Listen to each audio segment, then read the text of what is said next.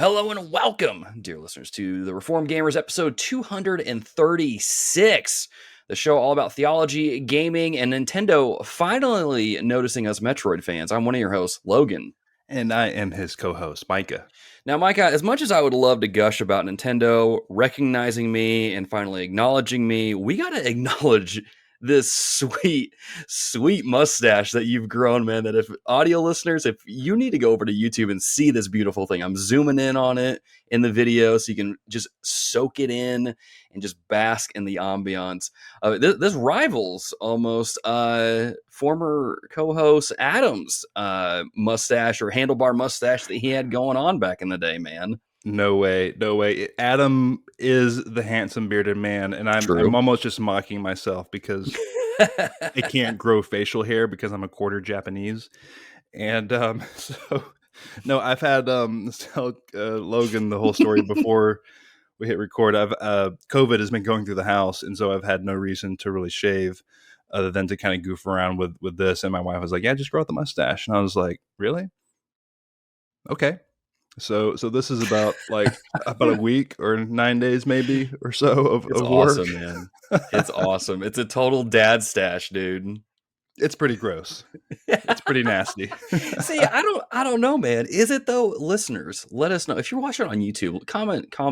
For those Atlanta Braves fans, I'm trying to do my best Spencer Strider over here. So yeah, again, check out YouTube and see what you think. There you go. Let us know, because it's, man, dude, when you sent me that picture, I was like, oh my gosh, you gotta keep this. You've got to keep this for the show, man. Do it. I asked Logan, I was like, what do you think? Should I shave this or keep it? I will 100% always say keep the stash. It's okay, then. You don't see much of the mustache anymore, man. You always see the full beard with, it goes down into the beard. You might see the mutton chops every now and then. Yeah. People trying to channel their Some inner would Wolverine. say there's a reason for that you don't see the mustache too often. Sure. Okay, I guess, yeah, when you think about it, current times. But yeah, some people pull it off, though, and it's just coming back a little bit. I just don't know. I don't know if I'm going to have it next episode. I don't know if I can show my face at work like this or not. Enough. We'll see. Yeah. No, see, you know what you need to do is you need to get a pair of aviators next and a Harley, and then just become Micah the Biker. I'll get the aviators. There you go. Maybe you'll get like a small model plastic Harley, right? There we go. Baby steps. Yeah. But anyway, listeners, hello and welcome to the Reform Gamers. A couple things before we get into the show proper here, but this is going to be hard though, because I'm keep staring at Micah's mustache and it's distracting me a little bit, but all in the right ways. Dude, yes, you got to twirl it. So, there's nothing to twirl yet. This is too short. Can't twirl it. Keep growing it out, man. Put some wax in there and twirl it up. Oh my gosh, dude. That would be so right. Then you got to get a vest. Sorry, I'm getting distracted. I'll be Luigi for Halloween. Oh my gosh. If I could grow a stash, I could do the same, but I can't. So I'll let you do it for me. So yeah, a couple things that we need to get into before we get into the show proper. First and foremost, Snap Chatter, our Marvel Snap podcast, is out at the time that this episode releases on public feeds. 2 episodes will be out. So, if you missed out, you get to go listen to 2 episodes, fill up on those throughout the week. I know this is supposed to be like, gee.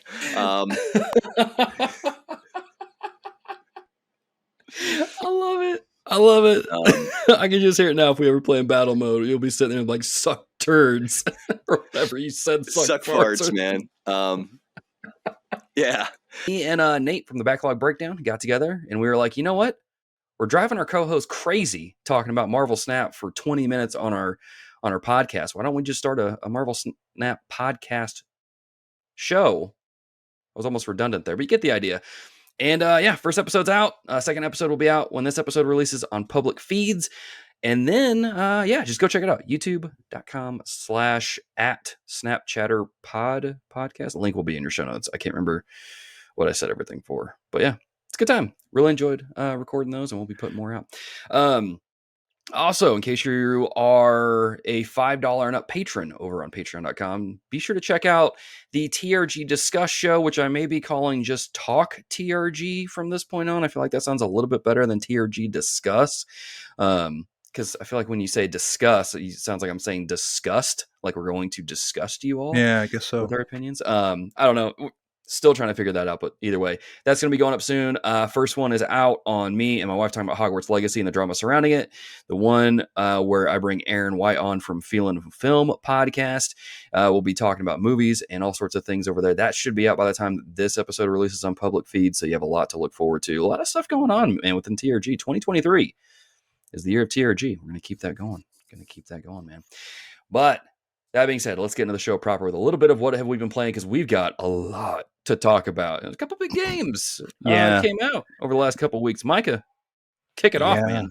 Man, of course. I'm gonna finish up sort of my thoughts on Dead Space Remake. Let's talk about playing that. We spoke a good bit about that last episode, and everything that I said is still true, and then some. I'm on my second playthrough. I'm trying to go through New Game Plus with the plasma cutter only run, so combine those, which is sort of a bad idea in a New Game Plus. But anyway, I digress. There's only in the New Game Plus, there's these extra set of collectibles, these fragments of the marker that you can collect. And if you collect all of them, you get a new secret alternate ending, which I'm curious to watch. I haven't been spoiled by it, and I want to see what this is about. So I want to finish up that playthrough. So Dead Space, it's just fantastic. I think it's a 10 out of 10 in my personal opinion. It's going to be in my game of the year running. And it's just I'm so tickled at how good it is. EA Motive really knocked it out of the park, like I said last week. Dead Space Remake there, and then the game that got me to stop that plasma cutter only run was, of course, the unavoidable Hogwarts Legacy. This game, to me, has taken over the zeitgeist, somewhat similar to how Elden Ring did last year. Around the same time of year as well. Maybe not quite as big as Elden Ring, but this game is massive and it's everywhere. Everyone's playing it. It's going to sell like hotcakes. I don't think Warner Brothers has released the sales numbers yet, but it certainly has sold well. And it's breaking Twitch numbers. It's breaking Steam figures, all sorts of records. So kind of unavoidable. So jumped into Hogwarts Legacy. And I think I was on the record as saying in some of our league chats that I thought this game was going to get a 79 on the Open Critic score. Thinking, it's going to be good. It's going to be real good, but not like anything groundbreaking or whatever. And I've got to say, I'm just delighted to be somewhat mostly wrong on this. It's Hogwarts come to life, man. It's really excellent. Where I'll start with this game is the level of detail. Just in Hogwarts Castle, but really across the whole game. You walk into any given room, and it sort of reminds me, this is kind of an odd corollary, but it reminds me of What Remains of Edith Finch and all the set dressing that is in that game. And it's like a really dense, small game, but it's like that's done in this open world game that's enormous, and every single room it's just like there's things to interact with, and you can like kind of tap the globe and it'll spin, or just there's paintings you can interact with, and all the paintings are moving because that's what happens in Harry Potter. And it's really wonderful. It really sweeps you up. It just feels magical. So the whole castle just feels alive.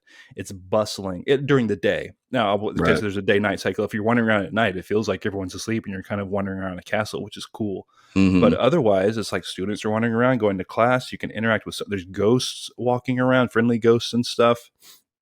There's just a ton of detail. So shout out to the care.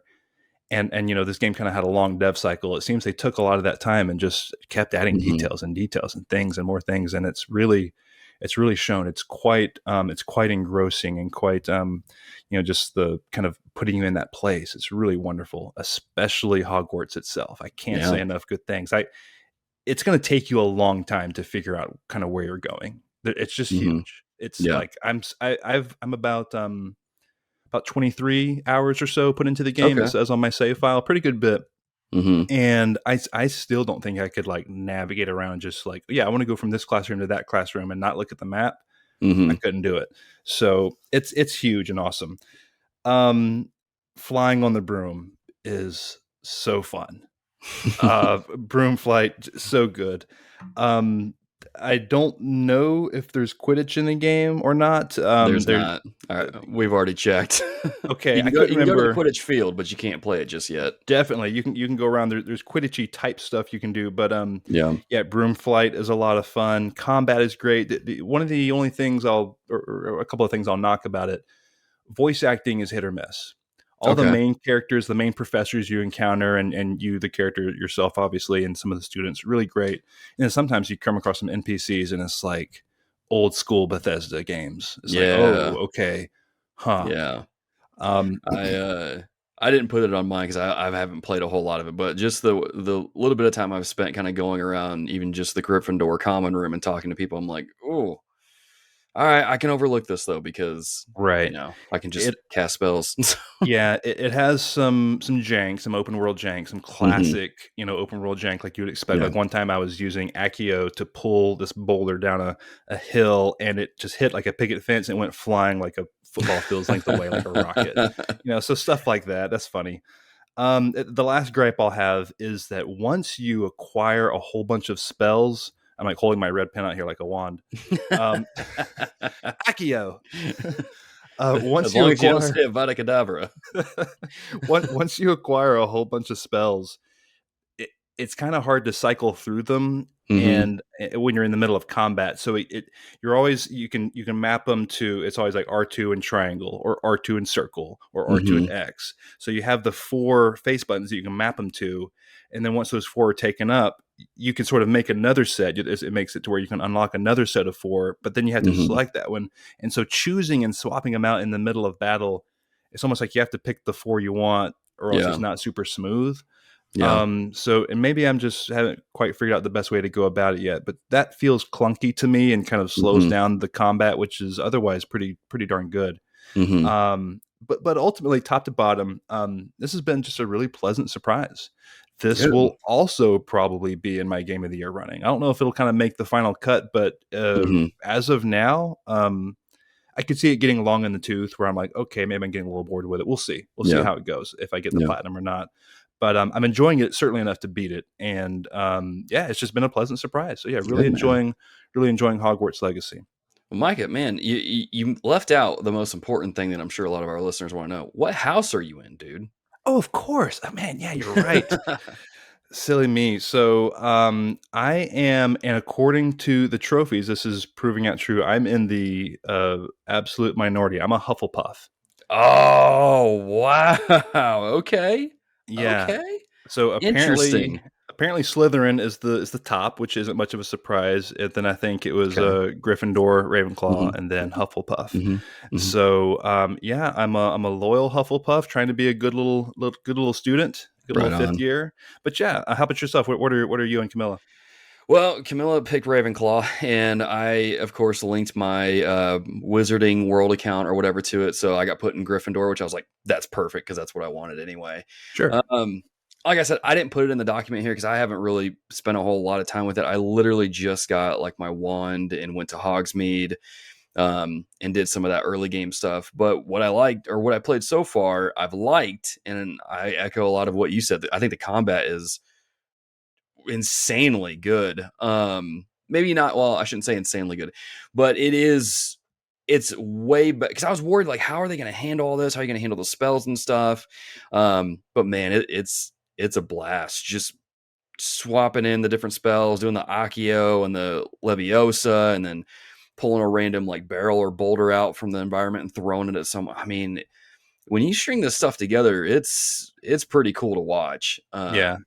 And I've watched my wife play, who's probably around the same amount of time that you put into it, if not a little bit more. And just watching her do the combat, I'm like, this is insane. Like, yeah, one of my favorite moves, I think it's Expelliarmus. I'm not a Harry Potter nut. Expelliarmus, it like disarms the enemy. Yep. So if the goblin has an axe, or like there's a guy with a crossbow up on a hill or something, you can use that, and the axe will kind of fly up in the air. Then you R1 grab it and throw it right back at him while it's still in the air. and it does a lot of damage. So I Yeah. love that move. So yeah, I don't mean to knock the combat; it's good combat, but yeah, just kind of swapping out some of the spells once you get a ton of them. It's like, oh gosh, I want to use everything, kind of. Yeah. And it's kind of hard to do that. Yeah. So yeah, that's what I've been playing. And if you did not tune in to the last episode, you would have missed our inaugural sort of unveiling of this new segment that we're now going to call TRG Kids. And this is ultimately, what are my kids playing and what are they into? And kind of just a little bit of not parent guidance, just some anecdotes. You know, I've got a 7, 9, and 12-year-old, and it's good to kind of uh, steer them into good games and stuff. We talked about last week about, I don't even let them download certain games. It's like, if I know it's of a certain quality, like, no, I try to steer them over here and over here. But if it's on the PlayStation, if it's on the Xbox, and it's, age appropriate, knock yourself out. So this is what my kids have been getting into. Ellison, my 7-year-old boy, he's found and discovered Rayman Legends. Great game. And he can't stop playing it. He gave it a full 3 out of 3 stars. Nice. And the highest TRG Kids recommendation. And he's playing. He's doing so much. He might get the platinum on it even. He's doing really well. I've been watching. Wow. He's very good at the game. It's impressive. Okay, that's awesome. My 9-year-old, Ava May, my 9-year-old daughter, she has gotten into Disney Dreamlight Valley, which is on Xbox Game Pass. That's how we have it, at least. Okay. And this is another one of those, life sim, farming sim games. Very high production values. It looks pretty good, for that genre. I never really got into the genre that much, the Stardew Valley kind of stuff. But she is also loving it, and she gave it 3 out of 3 stars as well. A shocker. Right on. and then lastly, I'm letting my 12-year-old play Hogwarts Legacy, and she is absolutely smitten with it. And she's given it a 3 out of 3 as well. So she's backing up mine and Logan's, I think, high recommendation for this game. 100%. But yeah, she is a Slytherin, and but yeah, she's loving the game as well. And we're kind of, just as sort of like a parental content note, there's some homosexual and even a primary trans character in Hogwarts Legacy, and we're navigating that stuff. We're talking it out and stuff. Not trying to be sheltered and stuff, but to just talk about this stuff. This stuff is in the world, and we explain that stuff and talk about it from a biblical perspective. But yeah, my 12-year-old is playing Hogwarts and absolutely enchanted with it, just like I am. So yeah. Right on, man. That's good stuff. You love to hear it, man. You love to hear how you're playing games together with your kids and kind of training them up in the way they should go. It's all good stuff. Yeah. So hopefully that's some good recos for some of our listeners who are parents out there looking for some games to play with their kids.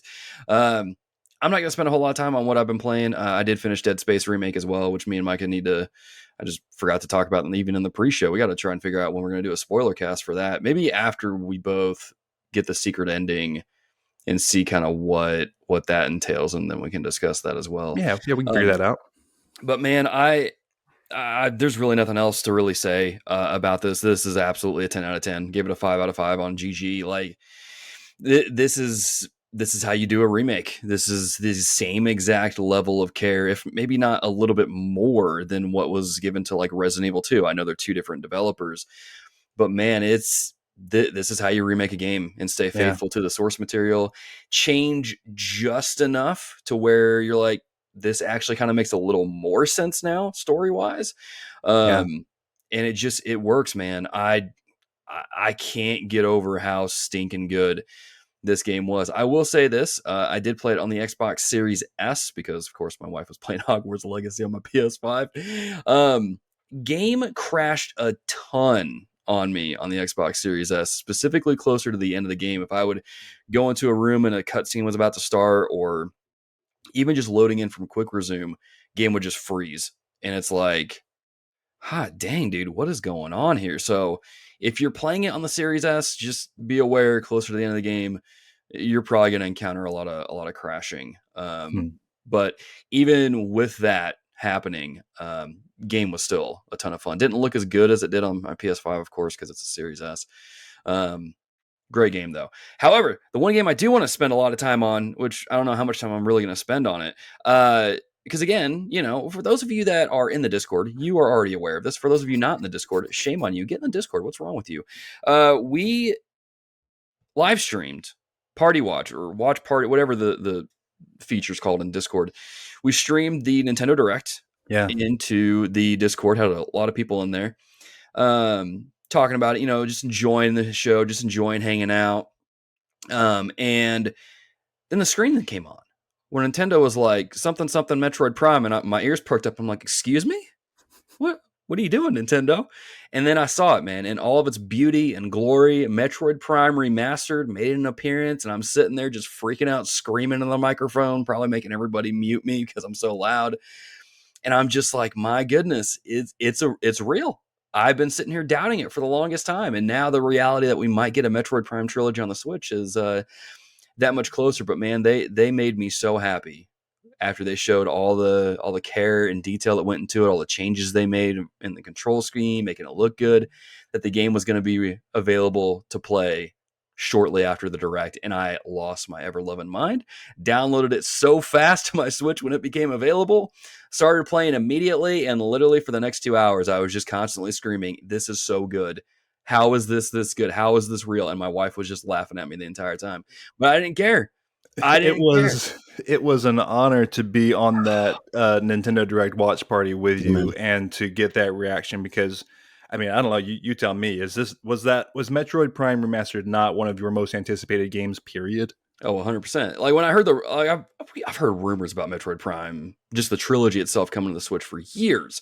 And I'm like, it's not going to happen. You guys have burned me too long with these rumors. It's never going to happen. Yeah. And someone mentioned it in the Discord earlier that day. Like, what if Metroid Prime Remastered makes an appearance? I'm like, no, well, that's stupid. That thing doesn't even exist. And then it showed up. I'm like, never mind. I've been proven wrong. I just remember yelling, Logan. I just shut up after that. And I just started screaming, dude. Yeah, this game, man. Hot diggity dog. There's some parts of it where I'm like, can we really call this a remaster? This feels a little bit like a remake in some regards. Primarily the visuals are just insane. This is how I've always remembered what this game looks like. But man, when you go back and watch comparison videos, you realize I've not even played the game. I watched the Digital Foundry breakdown of it, though. You can't call this a remaster. This is a remake, brother. Yeah, like you can't. Those aren't the same assets. The remaster is like, taking some of the same assets. These aren't the same assets. These are totally new assets. Yep. So yeah, this, in my opinion, is a remake. Yep. Nintendo over there being humble, man. They're over there being humble. It's definitely not a remake in the sense of like Dead Space or Resident Evil 2 where they change, some story bits. Right, sure. But I mean, the visuals, holy guac. Okay. In the, Shadow of the Colossus and Demon's Souls kind of vibe. Yeah, dude, it's great. It plays fantastic. I played it on a variety of controllers, even in portable mode. It plays so well. It runs well. Yeah.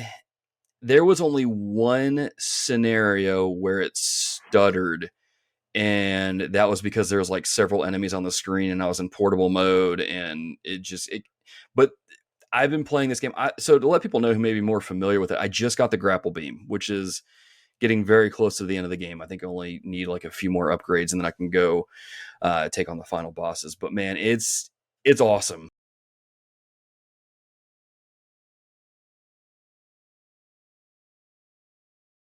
It's everything I wanted this to be. I want to say this a little bit, okay? Because I got excited about it, as I always do. Came back on Twitter, shouted out from the rooftops, the digital rooftops, I guess.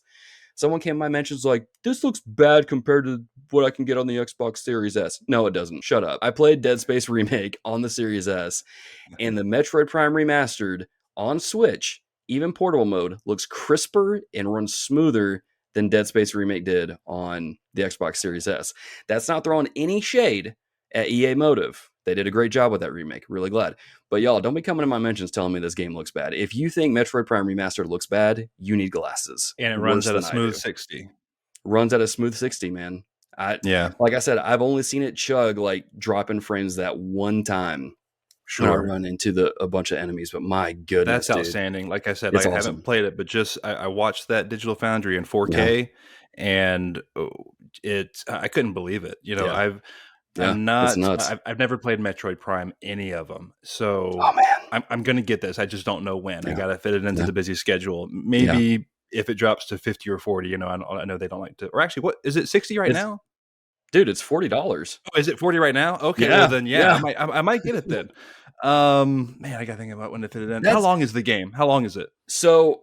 So a few things, yeah. Just to echo that to some of the listeners who may not be aware, the game is $40, which is awesome. Kind Okay. of very budget friendly, especially given the times. Um, how long the game is? Okay. I mean, I'm approaching probably like the 10-hour mark, and I'm getting close to being done. But I've played this game a million times. Growing up, my parents didn't really buy me new games, so I'd have to play a game again and again and again. Sure, yeah. I think for people jumping in for the first time, this will probably take you 15 to 20 hours. Okay.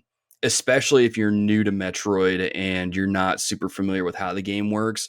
What I do like about this one that's different than other Metroid games, or at least the older ones, is that if you get stuck and you're taking a little too long kind of meandering around, you'll get a pop-up from like your game's like AI or whatever telling you, hey, I detected this disturbance over here. Go check it out. It's like, okay, cool. I can go over there. But really it's just the game has a really smart design where it kind of leads you down certain ways that if you're paying attention, you're like, oh, okay, I kind of see where I'm supposed to go. You'll see things off in the distance. You're like, I should probably remember that for later. And then when you get the upgrade that takes you back to that thing, you're like, oh yeah, I need to go to this thing. So there it is. But I mean, if you get stuck, just ask me. Cause I was literally Sure, yeah. the moment I started this game up, I was like, I remember where everything is because I 100% of this game like 3 or 4 times as a kid. So and we got to go here now that I got this upgrade. Go over here. There's upgrades over here. Like it was nuts. I was talking to some friends about it. I'm like, it's crazy how this is like riding a bike. So we're in a golden era of remakes and remasters right now. I mean, just the two games you just mentioned, Dead Space and Metroid Prime. I mean, like what the heck? Not even talking about so many other games that have been like it's almost like when they first started coming around. There was always this question of like, well, why does this exist? And I'm almost like, why not? Thank you. Yes. As long as like they seem like a really low barrier to entry, or not low barrier to entry, low cost of investment for the companies to make and to put out. Excuse me. And so, yeah, why not? If it's not taking up the primary developer's time, who usually works on the franchise, for example, yeah, knock yourself out. Yeah. And if you're gonna do stuff like this, like Metroid Prime, and we'll get into some of the other stuff later with Metroid Prime trilogy. Like I bet they've been done for this game for a while. Yeah. I was reading some reports that Nintendo's been sitting on this for several months and they've just been waiting for just the right opportune time to release this thing. Yeah. Yeah, obviously, with it being a shadow drop, it's been kind of ready and waiting. Yeah. But yeah, I'm so happy that you got this game, man. That's crazy awesome. I booted that thing up on my Switch during my conference period after I got my grades caught up and everything, and I was just like, I can't believe this is real. I can't believe I'm playing Metroid Prime Remastered, essentially remade on the Switch, and it runs. It's just so stinking. Twin stick controls. It's so good. It's so good. I was gonna say something else about it, and I can't remember what it was exactly. It's gone. Okay, I'm sure it'll come up a little bit later on. But yeah, awesome stuff, man. Oh, nope, there it goes again. Whatever. It's good stuff. Like, look, if y'all have never played Metroid Prime, please go out there, pick this game up. It's $40. Very low entry, at least I think it is.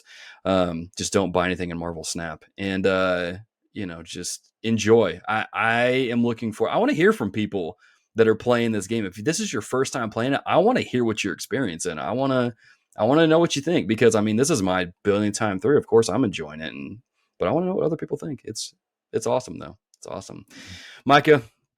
That's enough of that though. Let's get into the news, man. Let's kind of recap some of the stuff over the last couple of weeks. Kick it off, man. Let's go.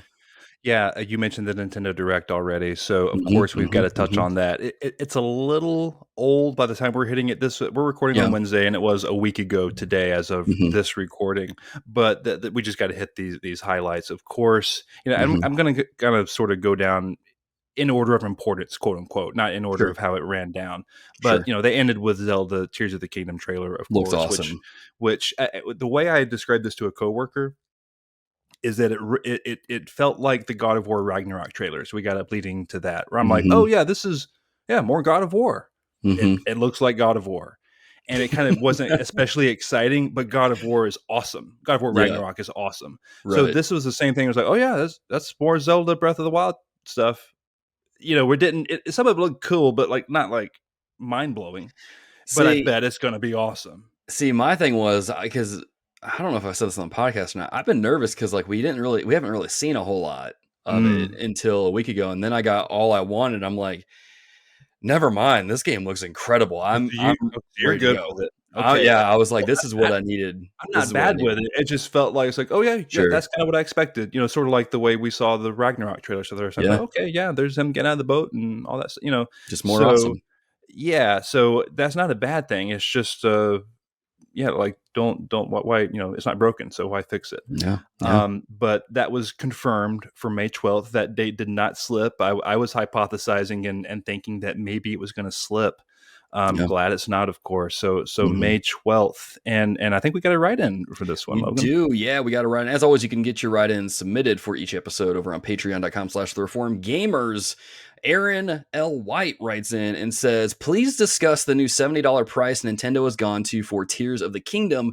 Is this fair when the system it's on is clearly still a generation behind and first-party games rarely go on much of a sale? I've got my thoughts, Micah, but man, what about you, man? Yeah, I'm completely okay with this. Yep. I think you have to stop comparing things like, well, it's a Switch game. It's not a PS5 or a Series X game. Like that doesn't matter. It's a 2023 video game with a with a lot of developers developing it. Yeah. And a high budget. And that costs money. Just basic, I know people are kind of tired of this argument, but it's just the facts of the matter. It's economics. You take, Nintendo 64 games cost $60, $70, sometimes $80. Yeah. Back in 1997 or whatever it was. You take $60 in 97 and put it in an inflation calculator, and that comes out to about $110. I was gonna say I did some of the math before the show, getting ready for it. I looked up Final Fantasy VII when that came out on PlayStation 1, $50 in 97. That's around $90 today. Yeah. Chrono Trigger was, and I couldn't find a consensus on this. It ranged between $54 to $80 in 1995. That's around $109 to $159 today. That's, again, this goes back. Video games should be a whole lot more than what they are now. $70 is still a lot, especially given the economic situation that we're in, which is really just a recession, even though people want to deny it. But also think about what you're getting too. Yeah. Breath of the Wild is not Ocarina of Time. I'm sorry for all you Ocarina of Time lovers, but it blows it out of the water. Okay? Like, I mean, I'm a huge Ocarina of Time fan, and I'll admit that Breath of the Wild is a better game. Right. So to be like, oh, $70, I know it's sort of a Nintendo's not going to have this problem as far as like making money and stuff, especially for this game. And that they never have a problem making money off their first party. But I just, in general, I don't have a problem paying the premium price, $70 or whatever they're asking for on release day, if you're giving me a product that I think is quality and that I want, as in it's like up my alley. It's a single player action adventure, whatever RPG, it's not a live service MOBA. Yeah. No offense to the people that like live service MOBAs or live service games in general or whatever, but I want to put my money where my interests are. And if we don't pay money for this sort of stuff, I think it's going to slowly go away because these games aren't cheap. So Aaron, I'm 100% okay. I would pay $80 for Tears of the Kingdom. So I'm totally fine with paying $70. So I'm going to say this, because this is the same thought I had with Witcher 3 when that came out. That game gave me so much time of just pure enjoyment, right? Of course, I skip several things that were questionable, but I'm like, how is this game? Because at the time it came out and it was $60. I'm like, how I would have paid $100 for this. Like, I'm getting so much content out of this. Like, it's insane. They gave me a flipping poster right out of the case and like stickers and all these other things. I'm like, you normally don't get this kind of stuff in just regular editions of games. So maybe that kind of added to it. But I mean, you're kind of hinting at stuff with, paying for the games because, they're not cheap. This is going to come up a little bit later on in a couple of write-ins with the NPDs and things like that. But it's just, I don't have a problem with it either. I just don't, especially when Aaron, you gave us some money saving tips here, man. Yeah, for real. Coming in like a I guess the new king of thrift to a degree. Aaron does share this neat little trick here using those new Nintendo vouchers where you get 2 of those for $100. You can have up to 10 at a time. Those are available in the eShop right now. You can buy $100 in eShop credit at Costco for $90. Then redeem that for the vouchers. If you use it on Tears of the Kingdom, which is $70, and another exclusive on the list, which is at $60, you'd be saving around $40. If you use it on Tears of the Kingdom and wait for another $70 new game to be added, you could be saving $50. You also still accumulate the gold points for said purchases when redeeming the vouchers. So you're getting back several dollars per game that way as well to spend on future purchases. So I'm just saying, Aaron, dude, you're hooking us up, man. You are hooking us up with the goods here on the deals. I think that's a good way to help us save a little bit of money there. I like maybe that. looking at the Tears of the Kingdom price tag and having some sticker shock there, which understandably a lot of people were. And I get it. You're on a system that the games have been $50 to $60 for the last, 5 years or so. The Switch has been out 4 or 5 years or something like that. Unfortunately, one of the best ways to get Switch games on sale is when Target has those buy 2 get 1. Yep. And that's like one of the better deals you can get on Switch games through the year. So yeah, this is a great little trick here. Yep, absolutely. So yeah, as always, dear listeners, let us know your thoughts in the comments below. But Micah, let's get back into the Nintendo Direct. Do we talk about Metroid Prime at all? Not really. I think we already discussed it. We can get into John Hannon's question about Metroid Prime, or about was he asking about Shadow Drops, or it was about Prime. It was about Prime in general. Yeah. Mm-hmm. Yeah, he says here, Metroid Prime Remake is a fantastic surprise. I love that you call it a remake, by the way, because let's be honest, this is a remake, even though it's been rumored forever. This raises 2 questions for me though. Given that it's the first game rather than the trilogy, do you think we are guaranteed to get the other 2 games, or is that we're absolutely guaranteed to get the other 2 games at this point? Nintendo, I could be way just eccentric at this point because Nintendo finally noticed me as a Metroid fan. I think at this point though, this is guaranteed we're going to get the other 2 games. I'm so crazy in thinking that I think we're going to get Metroid Prime 2 this summer, Metroid Prime 3 this winter, and then the following winter we get Metroid Prime 4 even. That's probably too crazy, but I'm thinking they're gonna stretch these out leading up to Metroid Prime 4, so that way people are caught up and they're good to go. For Metroid Prime 4. Yeah, so I think 2 and 3. I think Prime 2 and 3 are definitely coming. I think, like I was saying about the first one, I think they're potentially already done, maybe, or very close to being done. Yeah. So if they put the same level of polish that they put on 1. I think fans will scoop them up. I'm curious to see how they sell. I guess Prime 4 is coming regardless. I saw some rumors recently about Nintendo kind of wanting to see how Prime Remastered does, and I'm thinking like, well, aren't you making it? Like, just bring it on. Yeah. So hopefully Prime 4 is okay, but I think as far as 2 and 3 go, yes, I think that is a lock it in. I think they're potentially done, and Nintendo is just waiting on the release date. Yeah. So yeah. And I mean, especially if they release those other 2 at the $40 price tag, I mean, come on, like it's easy. A lot of us are looking for games to play, and especially at that price, you save the $20 or however much it is you're thinking you normally spend on games. I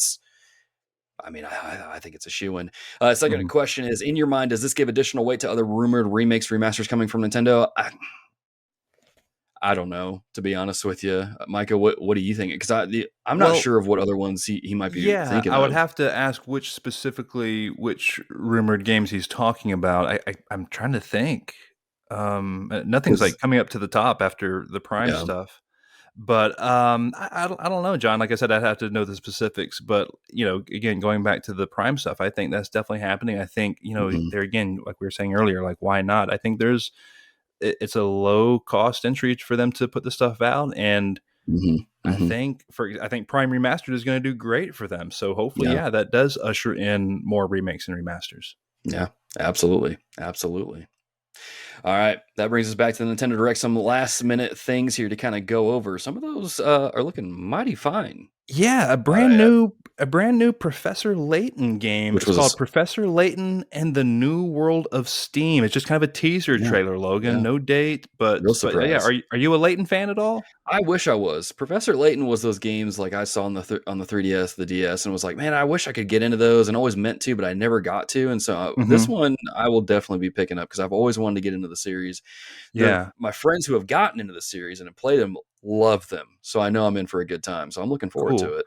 Yeah, so we got that. One neat thing that I liked that kind of spoke to me is that Game Boy and Game Boy Advance games are now coming to Yeah, man. Nintendo Switch Online. So Yup. classic Game Boy and I think Game Boy Color are going to be on the Hmm. base Switch Online Hmm. subscription. But if you want GBA games, you got to get Gotta the get the Switch Online yep, Plus expansion pack. yep, If I think I'm reading that yep, correctly. yep, So they showed a great library. We got Minish Cap in there, which is awesome. We got yep, I mean, just like even things like seeing just original old school Tetris on yeah, Game Boy, it's just like wow, like there it is, yeah. Which is like it's Um, just classic. That's the one that came with the Game Boy at the time. It launched right, with the Game Boy. So I mean, why? Oh my gosh, dude, I love Tetris so stinking much. So yeah. So I'm glad I've got it.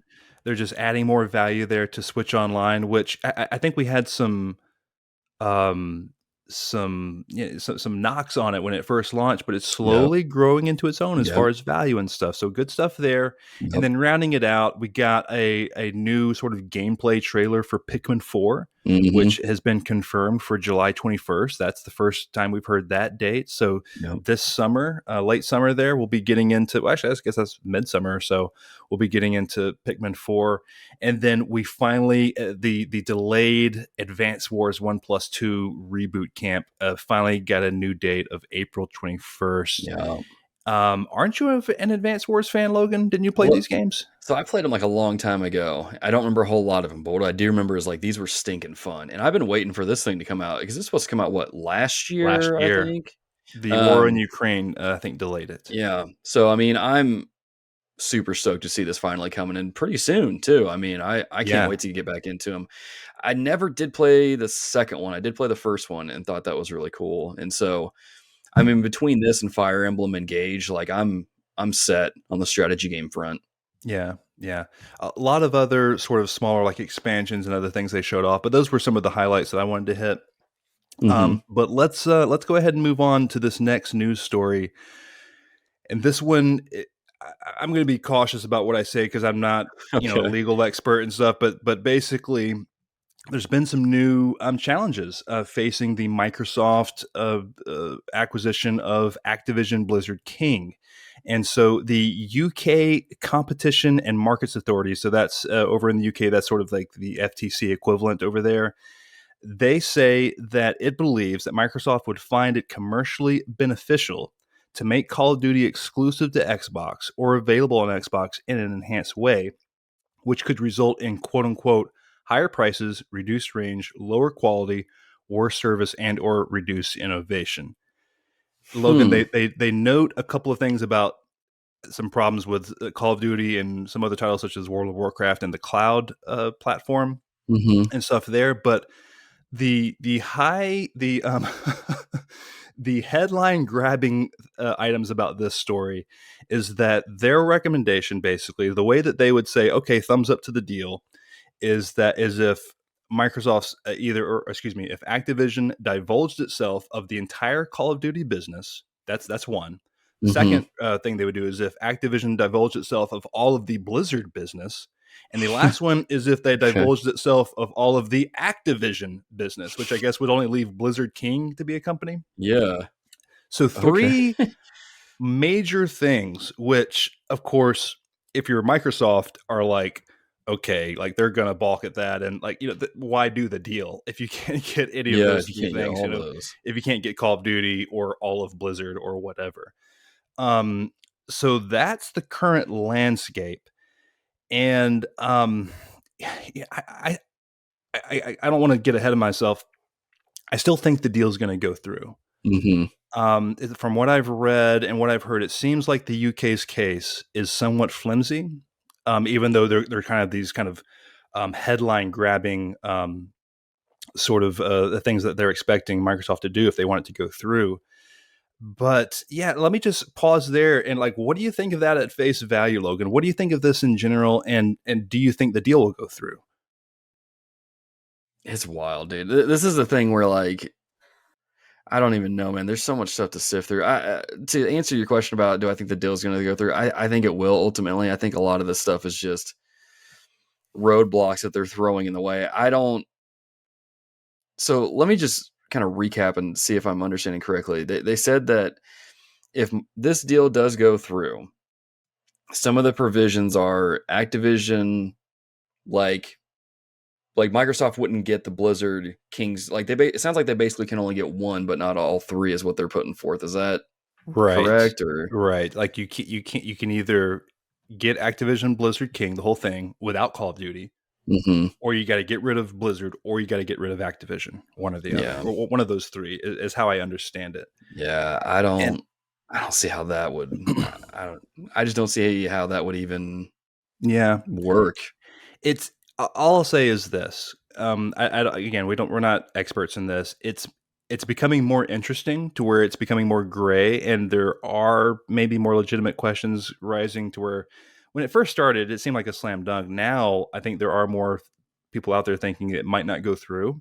Yeah. But I wanted to point out one illustration, which I thought Sony's doing a lot of crying in all this. Make no mistake. Crying Jim Ryan, right? Crying Jim Ryan. Oh boy. They've some of the things they've said I've sort of looked at and like, okay. It's been weird how they've been like low key, like gassing each other up, so to speak. Yes, the way they're trying to cut, like Microsoft's always trying to belittle themselves and Sony's trying to belittle themselves. It's quite weird. But anyway, dude. I wanted to show this one illustration because we're going to go into the NPDs for January in just a minute. But so we got all of 2022's NPDs, of course, recently at the end of the year. So we've got Call of Duty Modern Warfare 2, which launched late October last year. So basically 2 full months on the market. Yeah. And in those 2 months, Call of Duty outsold Elden Ring for 2022, for all of 2022, which Elden Ring was, it announced back in November that they sold 17.5 million copies. So in 2 months, Call of Duty sold over 17.5 million copies. And to compare this, Sony just came out and said, oh, we're patting ourselves on the back. God of War Ragnarok is the fastest selling PlayStation game of all time. 11 million units in 3 months. 11 million units for the fastest selling PlayStation game of all time. And Call of Duty just farted at that in 2 months. This wild. Is why Sony's making a stink. People that say, that are like, well, why are they honing on Call of Duty? Because Call of Duty is a juggernaut. And this illustrates it. Elden Ring was the game last year. And Call of Duty just thumped it. Yeah. Elden Ring has been out all year practically. In 2 months. I'm sorry, I can't wrap my head around that. That is insane. And we don't even know how much more than Elden Ring it sold in 2022. We just know it sold at least 17.5 million. And we also know that in January, Call of Duty was number 1 again. So it's only growing as far as how much like greater than the other competition it is. And the new season of Warzone just started too. So I mean, it's going to sell even more too. And and so to go back to the Call of Duty compared to God of War, God of War comes out once every 4 years. Call of Duty's every single year. For the past 15 whatever years they've been, Call of Duty is number 1 in NPD sales every year. Yeah. Except for maybe the year Grand Theft Auto come out, or something like that. Yeah. So like to compare things like, well, Sony's got God of War and they got Final Fantasy. It's like, bro, Final Fantasy doesn't even sell what God of War sells. And look what Call of Duty just did to God of War. Yeah. Like, these aren't good arguments. Call of Duty is an industry difference maker. Yeah. And this is why such a stink is being made about it. So if you're hearing this story about the UK saying, the Competition and Marks Authority saying you got to divulge yourself of all the Call of Duty business, this is why. It doesn't play on the same field as games like Starfield and God of War. It plays on its own field. It just prints its own money at that point. I do want to add something else because I don't want people writing in and be like, wait a minute, Warzone's free. Like, I know Warzone's free, but I'm saying like people will be playing Warzone and then people will be like, oh, well, let's get Call of Duty so we can play together like the multiplayer side of things instead of just the battle royale, play some of the campaign stuff and do all that. It's like, that's kind of what I was getting at there, is that people will be getting into that. That'll divert them but divert them into picking up the full game and then going in that route. So that's what I was getting at. So I wanted to kind of use that as a segue to get into the NPDs, which don't think, dear listener, that we're going to do NPDs every single month, but it's just kind of a slower news week this week, and there are some interesting tidbits on here. Most notably, well, there's two games I want to call out. Dead Space debuted at number 2, which I think is fantastic because it came out like January 26th or something like that. Like it had like 4 or 5 days on the market at the end. And then Forspoken, which had tons and tons of marketing, debuted at number 7. And that came out earlier in the month compared to Dead Space, at least. So we got Fire Emblem Engage debuted at number 5. Again, not counting digital sales because it's a Nintendo game, so it could have been higher. One Piece Odyssey debuted at number 9. I was surprised to see that on there. Yeah, it's noticeable. Cool. It's notable, excuse me, that The Last of Us Part 1 made a jump from number 36 in December up to number 11 this month, and we all know why. And then the last notable thing, and I'll kind of kick it over to you, Logan, to chop up whatever you want to. The last notable thing is that there's no Hi-Fi Rush on the NPD, and maybe that you say, well, that's not a surprise, and we'll get into some of that. But yeah, that was a big shadow drop from Tango GameWorks and Xbox. And that didn't chart with it being on Game Pass. So Logan, any of these games you want to kind of call out real quick and recognize? I mean, shout out again to EA Motive's work on Dead Space Remake. Seriously, I don't think anybody from that studio listens to this, but if you wind up listening to it, like seriously, hats off to you. Like I am so pleased as punch as what y'all did with it. Like you took one of my favorite sci-fi horror games and somehow made it better. Like hats off to you. I like seeing the One Piece Odyssey on there at number 9 because as a newly minted One Piece fan, that's what I'm calling myself anyway. It was cool to see that because I've heard good things from people who really like One Piece and played the game. Like, yeah, this is a really good game. I'm like, dope. So I look forward to playing it when I finally get to like 500 episodes in and don't get anything spoiled, That's cool. I was gonna make some jab at Forspoken, but I really don't feel like it. That game's been beaten up enough. Well, the only thing I'll say about that is Square. Are you gonna you can't blame it on your Western studios anymore about it being disappointing. So figure out your stuff with your big budget titles. But I guess you want to go ahead and get into Dorian's write-in about Hi-Fi Rush. Yeah, for sure. Let me pull up Dorian's write-in one more time.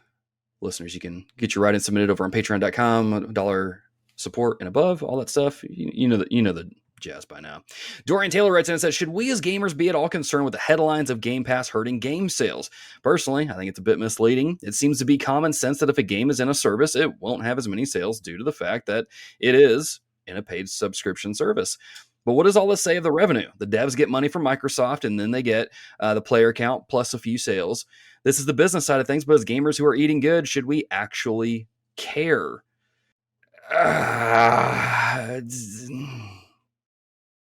It goes back to what we've been hearing on some of these podcasts over the last couple months. People on Xbox don't buy games. And I think not seeing Hi-Fi Rush on NPD at all surprised me, man. When I read the docket and didn't see it in there, I even pulled up the article twice now and looked at myself. I'm like, okay. I mean, there's a note on here that says digital sales not included. So, I mean, who knows? Includes physical and full game digital from Nintendo eShop, PlayStation, Steam, and Xbox platforms for publishers in the digital leader panel ranked on dollar sales. Includes add-on, blah, blah, blah. It's available on Steam, too. And nothing. That, I don't know, man. This kind of goes back to what we talked about earlier. How, if we want games like Tears of the Kingdom, like Metroid Prime Remastered, like Dead Space Remake, you got to pay for it. Should we actually care? I think we should to a degree, because I was thinking about this earlier and I watched this video. I'll link to it in the show notes from RGT, I think is what his YouTube channel is. Just subscribed to him weeks ago. Been enjoying his content. He was talking about how, when we play a game on Game Pass, we're not going to buy it, right? You're going to play it. and you're going to play it, you're going to finish it, you're not going to buy it. And I mean, yeah, Xbox is giving those studios money to put the game on there, of course, but I mean, you can only keep throwing money at studios. Like, this has been my thing for the longest time, is like, how are these developers getting paid? I know how the artists on Spotify are getting paid. They get paid per stream, and once that accumulates enough, they get a payout. I understand that. I don't know how people are getting paid through Game Pass, man. It I don't think it really worries me to the point where I'm like, the future of gaming is all doom and gloom. I just don't see how Xbox can kind of keep this up. Something that RGT pointed out was that he thinks eventually, pretty soon, we're going to see a increase in the price on Game Pass to keep up with just how much these games cost to make, but also put on the service. And I get times are tough, and I get it's a real easy to hop in on Game Pass for $1 a month and then go for the, what is it, $10-15 a month it is afterwards if you get gold rolled into that. You can play all these $70 games, but I mean, man, I don't know. It has me a little apprehensive, I think, is what I would say. Is it hurting sales? I mean, look no further than where's Hi-Fi Rush? Yeah, these developers are getting a little bit of sales, but I don't know, man. Yeah, in the case of, well, there's sort of two different ways you have to approach it. You have to talk about it from first-party titles, such as Hi-Fi Rush, and third-party titles, because Tango Gameworks isn't getting any extra money from Microsoft. They own them, so they're paying their bills, they're paying their employees, and that's it. They don't get like a paycheck for being on Game Pass. They get to exist. Yeah. So whatever money it makes is, is whatever it makes for, again, I don't know how those sort of royalties roll out to developers after publishers get their money. But again, if Hi-Fi Rush isn't selling, what is it getting outside of, just normal, upkeep from Xbox? I don't know. I think this is a big problem, Dorian. I think we should 100% care.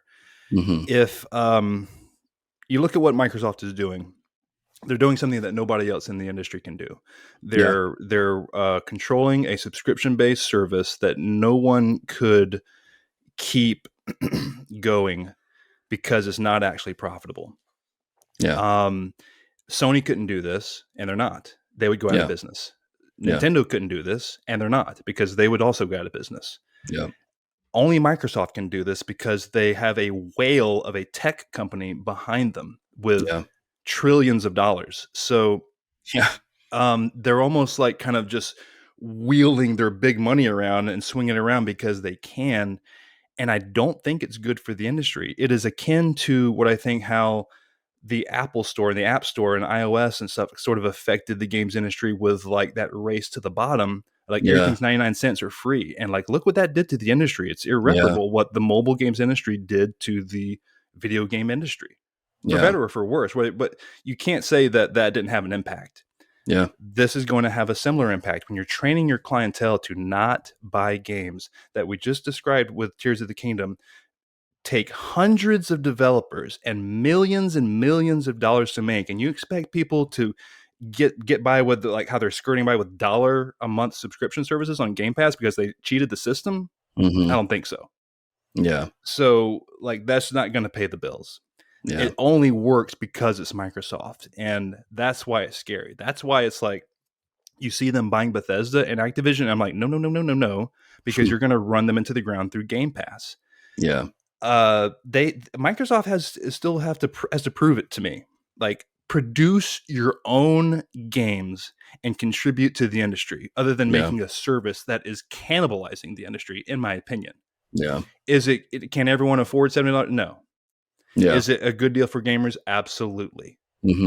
But ask yourself what you're giving up. What kind of games are going to start flooding in on Game Pass? I'm looking at right now, we are about 3 weeks removed from Hi-Fi Rush releasing. I'm currently looking at the most played games on Xbox, and it's not on the list of what the top 50 or whatever, the top 40 maybe.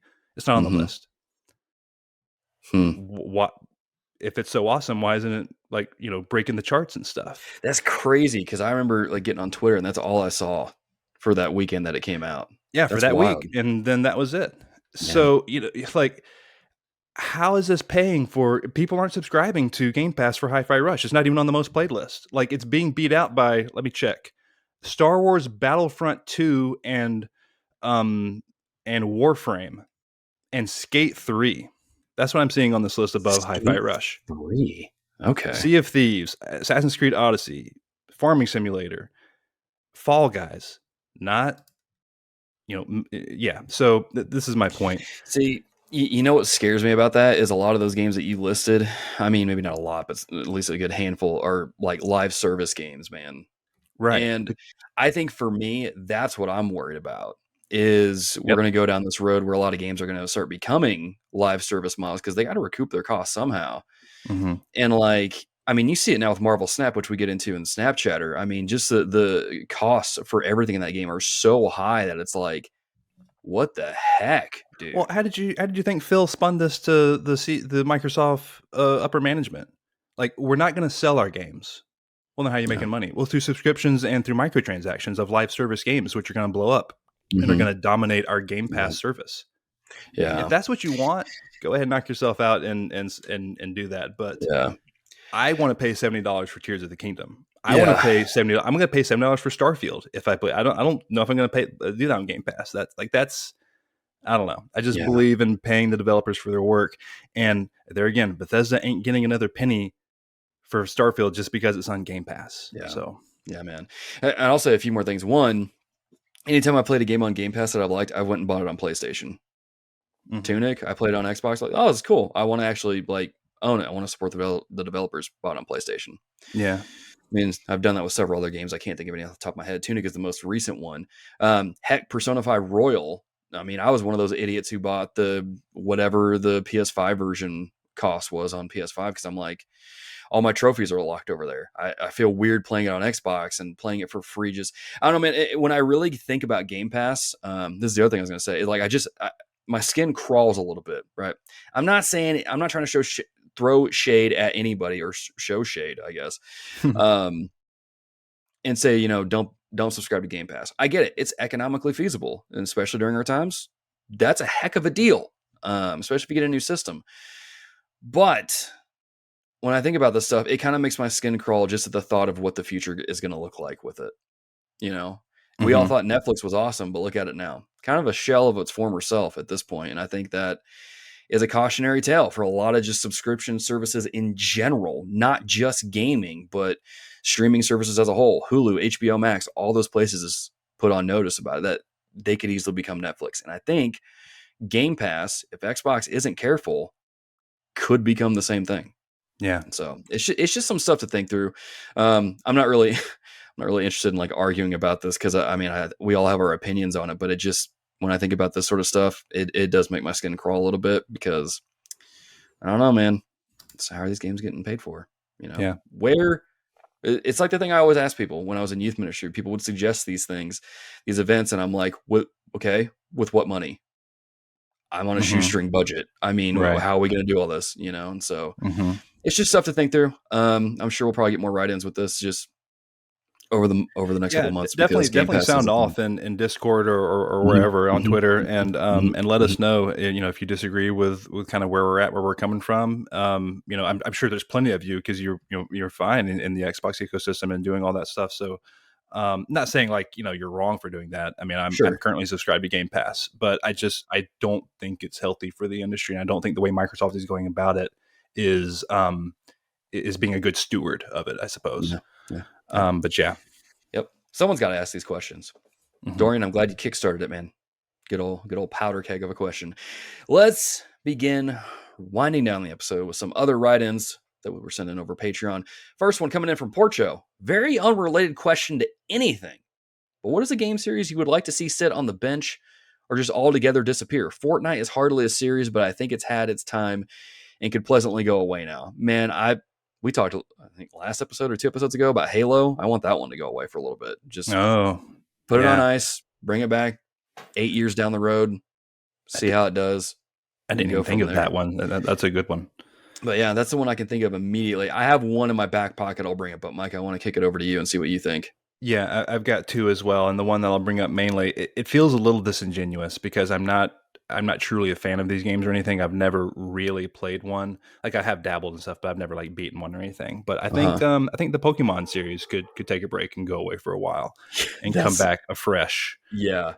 Especially since Game Freak, they've got to work their engine out or do something, man. The, oh my gosh, I still can't get over the most recent one being as buggy as it is. I get it's Yeah, fun. I Scarlet and get Violet. people are enjoying it. Yeah.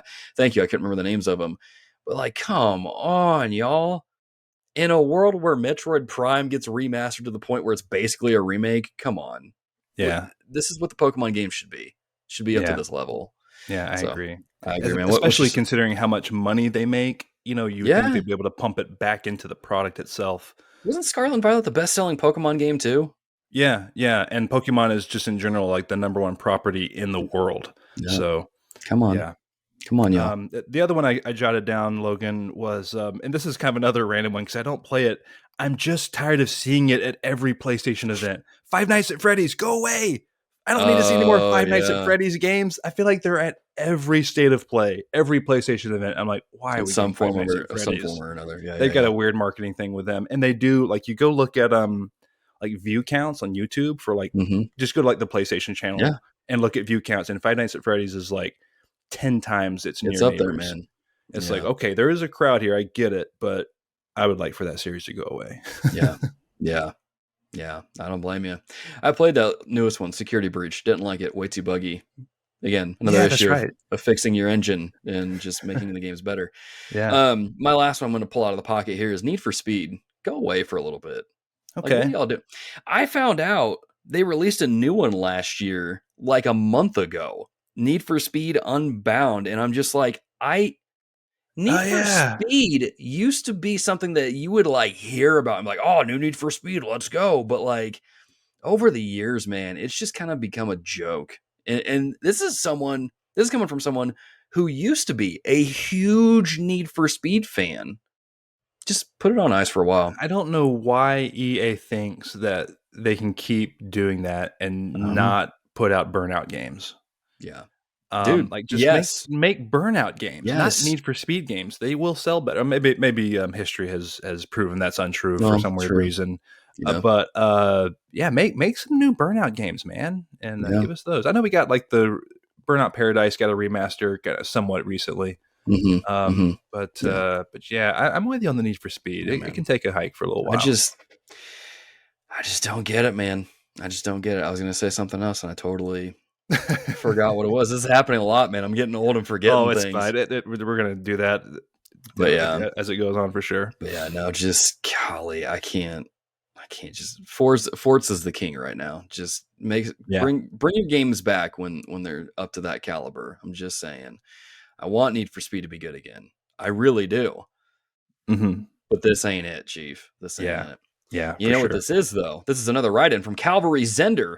PS5 Slim. Do y'all think they're going to release one this year? I've held off on a PS5 because I don't really have anywhere to put the thick boy. Calvary, none of us do, man. We have to make space for it. Some of us have to carve out holes in our wall so we can put a shelving unit in to fit the sucker. Some of us had to build a whole garage hangar just to fit that thing. It's the size of a helicarrier. Embellishing, of course, but you get the idea. The thing's big. Let's be honest. Micah, man, do you think we're going to see a PS5 Slim this year? Not in the traditional sense that we know Slim models. I think the last thing I saw was Mr. Tom Henderson over at Insider Gaming, which is a relatively new website. He is reporting, I think this was like last September or something like that. He's reporting that there is a new PS5 SKU coming out this year, but it will have a detachable disk drive. It'll have the same exact specs as the current PS5. I guess you could call it a Slim, but it sounds like they're going to sell this thing with like a bundle with the disk drive that will attach via USB-C, and like a new port will be in the back, and they'll sell it without the disk drive, assumedly at a lower cost. I'm not sure how the prices are going to work for this, if there will be a price drop related, or like the current version gets a price drop while this one stays the same or something. I have no idea. But I don't think we're going to get a PS5 Slim in the traditional sense, at least not this year. And I don't think we're going to get a PS5 Pro this generation either. I think we're going to go right into PlayStation 6. Yeah. That's kind of not the question, but Sure. if the question is, is this the year to get a PlayStation 5? Yes. I think it's a big yes, because stock is here. You can go walk into a Walmart or a Target and get one now. The games are there's tons of games already here and are coming this year. And yeah, there's going to be a huge push for PS5 this year. So yeah, and this detachable disc drive version, depending on what they do with the price, with bundles and other things for the old one, might be your entry level to get it at a slight discount. Yeah, absolutely. And, you mentioned being able to find PS5s now. I mean, I was looking online because, again, my wife is playing Hogwarts Legacy on my PS5. I want to play games on my PS5 because they look pretty and run great, right? I love Metroid Prime Remastered, don't get me wrong, but I want to play through Dead Space Remake on my PS5 because it looks great, right? And I looked online, I was like, hey, can I get one easily if I wanted to? If I want to just buy one without telling my wife, which, by the way, you never, ever, ever do. But I looked anyway and saw like I could easily get one from most online retail outlets if I wanted to, pretty easily. They all had them in stock. There's plenty of the God of War Ragnarok bundles in that I saw, some Horizon Forbidden West bundles, and I'm like, shortage is over, man. You can easily get a hold of one. So, do I think one's going to come this year? Maybe. That's my answer. But I mean, either way, though, I think depending on whether you get that or just one of the OG releases, you're in for a good time. There's plenty of stuff to play on it now. Finally, a lot of really good games too. I know I was a little lukewarm on Horizon Forbidden West and God of War Ragnarok, but trust me, if you pick those up, you're going to have a blast. You're going to have it. Oh yeah. I'm not going to spoil Forbidden West, but there's one thing that happens later on in the game with the with the stuff and the dinosaur robo things. Trust me, you're going to have a great time. Just fun stuff. If you like Breath, I'm going to stop there. Kokorodaki, we're going to round out the show with you, man. There have been a bunch of recent TV series based on video games that have been mostly apparently. I've only watched The Last of Us. I'm going to read this again without the parentheses. There have been a bunch of recent TV series based on video games that have been incredible adaptations of the games they're based on, which is great. Most recently, Last of Us. That has me wondering, though, do y'all think games adapting movies or TV shows could see a rise in success in the future? And there's Hogwarts Legacy that seems to be a very recent success, despite attempted boycotts. Yeah, that worked so well. But since that's just a game set in the Harry Potter universe rather than retelling the story of one of the movies, I personally wouldn't count it. I remember playing the game based on Transformers 1 on the PS2 when I was a kid and having a blast with that, mostly just running around and destroying stuff and aggravating the police, as you do as a Decepticon. But that really wasn't a great adaptation of the actual story. Man, you're forgetting the best adaptation of a movie turned into a game, which is Spider-Man 2 on the Nintendo GameCube and all those other systems that it was on. I only played on the GameCube. I don't care what other systems it was on. It doesn't matter. Do I think there's going to be a rise in success of these adaptations where games are turned into movies? Yeah. I think here's the thing. People are kind of getting hyped about this over The Last of Us, which I get is almost a 1-to-1 translation in certain regards. But y'all, we've gotten these adaptations in other forms of media for a while now. Detective Pikachu. Hello. We've gotten it in anime. I mean, Pokemon's been huge for a while now. Digimon is as well. Not as big as Pokemon, let's be honest. But Digimon's kind of, let's just be honest, Digimon's better than Pokemon. Come on, where's my Digimon fans at? But we've gotten this stuff for a while. But I think probably in the more mainstream side of things, yeah, I think Uncharted the movie was a big sign of that, because I showed that with my students. Forgot how much cussing there was in the movie, so that was fun. I was like, guys, I'm sorry, I forgot, but they all loved it. They were like, oh my gosh. And then I told them, like, yeah, this is a game on PlayStation. They're like, this is a game? I was like, yeah, didn't y'all know? They're like, no, now I want to play it. Same thing happening with The Last of Us right now. Jumped in sales. You have Gran Turismo coming out. You have Twisted Metal coming out soon that Sony's working on. I think, yeah. Michael, what do you think?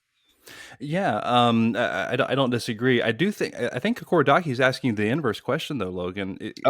About, do you think, it says, do y'all think games adapting movies or TV could see a rise in the future? And he calls out Hogwarts. Man, but it is confusing. I get that, because I thought the same thing at first. I teach robotics and how to make paper airplanes really, really good. And in high school, man, I don't teach English, so of course I can't read very well. Words are hard. Am I right? No, I started thinking the same thing when I first read it, and I'm like, wait, that's not what he's asking, because he brought up Hogwarts. But just so let me ramble on. That was fine because it's in the same vein. It's good because you're talking about it's in the same vein though. Dang it! You're fine, man. Don't worry about it, dude. This is funny. Let me tell you a quick story. We've been talking in Discord. We've been talking in Discord this week about screwing up on the podcast and like just saying things like calling James Gunn Scott Gunn, or the fact that that the director of Alien was Ridley Scott. That's Ridley Scott. Instead of oh dang, I'm forgetting his name. James, what is it? James? Oh my gosh, I should know. It's not James Cameron. No. I said no. It is Ridley Scott, isn't it? I don't know. And I said someone else. I said who did I say? You might have said James I messed Cameron. It up. I don't know. Ah, man, someone can go back. And I said Sam Raimi. That's what it was. I said Sam Raimi directed Alien when it's Ridley Known Scott. For Evil Dead and the new Doctor Anyway, Spider-Man 2 as well. I host a fantasy football podcast for my fantasy league, and it's like just for like the 12 of us. And one time, there's a football player named Alvin Kamara for the Saints, and I just straight up said Alvin Makara with a straight face one day, and just didn't even bat an eye. And my co-host called me out and stuff, but it's just like this stuff happens, man. Like when you're recording, we got the mic in front and you just hit it, like you just say stuff and you don't know it comes out. You get hyped up on Mountain Dew, Chip. So I'm hyped up on G Fuel over here. So what I'm saying is, hosting a podcast is hard when you're trying to like get all these things in order and put it all together and actually have a good like train of thought to talk about it. Yeah, it's not easy. So so don't judge. Yep. But no, I'm just gonna blame you. I'm just gonna real quick. I'm gonna keep interrupting you. I'm gonna blame Kokorodaki. It's his fault that I got confused. I don't know how, but I'm gonna blame it on him. Yeah. Well, no, I let you keep going because you were barking up the same tree, really, and kind of the reason why he brought it up. So I thought it was fine. Yeah, that's where I went. But man, the thing I thought of though, Kokorodaki, was you brought up Hogwarts Legacy, and I'm thinking like, man, licensed games used to suck. You brought up Spider-Man 2, and that was like an exception, but they used to suck. Yeah. And only now we're finally getting to the point where like, oh yeah, they're kind of good. Like Spider-Man, like Insomniac Spider-Man, like super, super good. So Arkham Asylum, Arkham Knight, Hogwarts Legacy. It's almost like we're in a renaissance of licensed games being good again. But did he say, is it, I know. Well, he didn't say. I wrote down some things I want to see. I don't know if that's even the question, but I wrote down some games of like licensed games I want to see. And one, this probably isn't going to happen now because rip Kevin Conroy. But I wanted a proper Batman the Animated Series, like 3D action adventure. I know we got like the old 2D beat 'em ups on like the SNES and stuff like that. You also got the Batman Vengeance and Rise of Sun Tzu on the GameCube, PS2. Yeah, Xbox man, era. I forgot about that one. Those games were awesome. Those were awesome games. But yeah, like imagine like a modern take on like a Batman the Animated Series. That would be super cool. Or even like the X-Men animated series, like in that art style with all those characters, with the voices and stuff. I'm just spitballing here now. I'm thinking about this. Disney is bringing back, well, I guess Disney / Marvel / whoever's doing the puppet string stuff is bringing back the 90s X-Men TV series on Disney Plus. We saw Shredder's Revenge do insanely well. Why not have them make an X-Men 90s brawler game? Yeah, I would love it. Sorry, just spitballing at this point. No, I just kind of jotted down some ideas, and it all kind of was in the same vein, really. Yeah, but even something like Shadow of Mordor, like lots of good licensed games that was really good here lately. Yeah. So Mad Max, bro, that was a good game. I don't care. Yeah, I didn't play Mad Max, but I heard good things about it. So good. Good. Yeah, I think that'll continue though. I think people have realized now it's like, don't mess around with Mad Max because people love it. Don't mess around with Lord of the Rings because people love it. Like, give it its proper due and give it to good developers. Marvel going to with Insomniac and Sony and all that stuff. That was like, that was a masterful move. That Like was Insomniac and yeah. Spider-Man were born for each other, basically. 100%. Yeah, keep doing stuff like that. You know what I'm just thinking of? Because again, is it James Gunn? Is that the correct name of the director? Okay. He was talking about their plans for the DCU going forward and how they're going to have like the same actor who plays this one character is going to play that character in the games, in the movies, in the TV shows, wherever they show up. That might be a bit of a trailblazer in that regard and kind of keeping that going forward. You have a movie featuring, I'm trying to think of a DC character. Well, let's take the Green Lantern show that's supposed to be like true crime, but with Hal Jordan and Jon Stewart, which has me all kinds of excited because I love Green Lantern. Imagine that being a game. I mean, that would be a pretty interesting adaptation, which leads into the movie. I mean, who knows? That would be pretty interesting. I'm curious to see how this DCU stuff pans out. I hope it's good. I kind of am too. It's going to be interesting. We'll see. I will say this. You know what would be awesome? To see games that took a TV show like and just ran with it. Do y'all remember Street Sharks from the 90s? Heck yeah. Dude, this is a show that lives in my head rent free. I think about this show often because I had like the little figurines. I had the little hand puppet thing that you would put on your hand and you have the shark and you'd be like, chomp, chomp, chomping and all that stuff. Dude. Wasn't there a Street Sharks game back in the day? I'm Googling it right now. There was back on Genesis, maybe SNES as well. Let me look at the box art right now. Street Sharks on the, what'd you say, NES? No, I'm seeing Genesis. I'm seeing Game Gear. I don't know if there's an SNES. Game Gear. Dude, I need this game. I need this. I'm looking at it now. Wait, is this just a label that someone made on DeviantArt? This is great. No, it's a thing. I remember it being like I could rent it back in the day. I remember seeing it on the shelf. Oh man, I'm gonna look this up. I'm just saying, bring that back because I would love to see Street Sharks come back. I mean, in an era where like we have like, come on, Guardians of the Galaxy, you have a talking freaking tree and raccoon. Mm-hmm. Street Sharks could totally exist in today's world. Bring it back. Yeah. I can't remember if the cartoon was any good. I know I loved it. Logan, do you remember Biker Mice from Mars? Dude, yes! I had so many figurines of that one, man. Like that. Oh, man. Dude, that's another one. Bring those. Because you had the one that was kind of like Kano. He had like the metal implant with a red eye. Oh, dude. I got another one for you. How about SWAT Cats? Dude. Micah, let's start a 90s spin-off podcast where we just revisit all these shows, man. Let's do it. 90s cartoon nostalgia. Let's go. Gosh, dude. I love it, man. I'm living my best Cats, life now. That riff, I was almost at the Final Fantasy VII battle theme riff. Oh man, it had like a sweet riff in the opening. Skinner's gonna splice it in at some point. He's probably getting giddy just like we are listening to this. We're like, oh my gosh, we're probably gonna go watch all this stuff afterwards. Anyway, dear listeners, thank you for writing in. Dear patrons, thank you for writing into the show and contributing to this and somehow getting us to talk about old 90s cartoons that we miss dearly but live rent-free in our heads. You can support our show over on patreon.com/thereformedgamers. Support as low as $1 a month gets you early uncut access to all of our shows. Behind the scenes, well, not even behind the scenes stuff anymore because the $5 tier gets you the Talk TRG show where it's a conversational podcast. We have some fun with it. All that jazz over on Patreon. If you can't support us, we totally understand. There's plenty of other ways you can support us.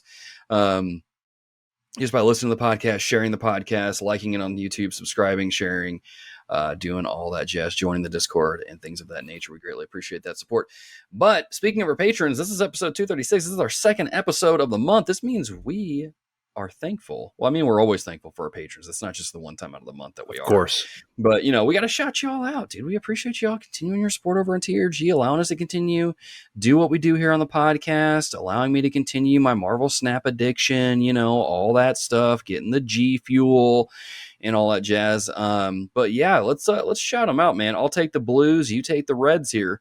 Right. We want to shout out those patrons, including Aaron L.Y., Alex Castellanos, Boulder, Calvary Zender, Chris Freeman, Christopher Commander, David Matthews, Derek Smith, Dorian Taylor, Jake Walker, Jimmy Changa, John Hannon, Jonathan Harrison, Josh Broccolo, Joshua, the Super Llama Johnson, Kokoro Daki, Luke Strain, Matt Edwards, Matthew White Chocolate McDougal, Matthew Millsap, Melvin Benson, the fifth, Micah Hendrick, Michael Toller, Mr. Butts, Nate McKeever, Porcho, Richard Marroquin, Ryan 1701E, Sam White, Savan Pena, Scrophosaurus? Is that a new one?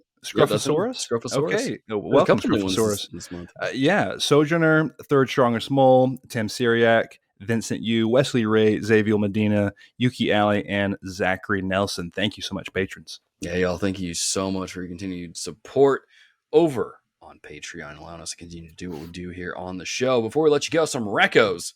Micah, man, what's something to check out? What's something what's something for our listeners? Recommendations. Yes, those things.